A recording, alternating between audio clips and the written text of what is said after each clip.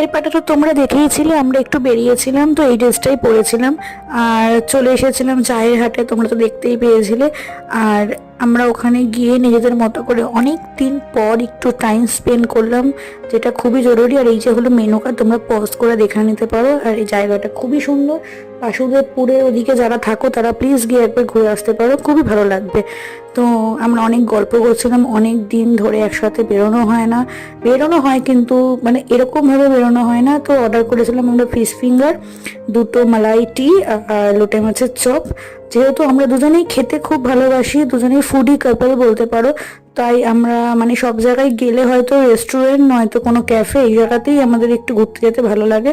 তো এই জায়গাটা হলো সেলফি জোন, দেখো কতটা সুন্দর চায়ের হাট লেখা, সেটাই আমি দেখাচ্ছিলাম। তো আজকের দিনটা আমাদের এভাবেই কাটলো, বেরিয়ে যাচ্ছি আর বাড়ি চলে আসছি। তো ব্লগটা ভালো লাগলে প্লিজ সাবস্ক্রাইব, ভালো থেকো সবাই, টাটা।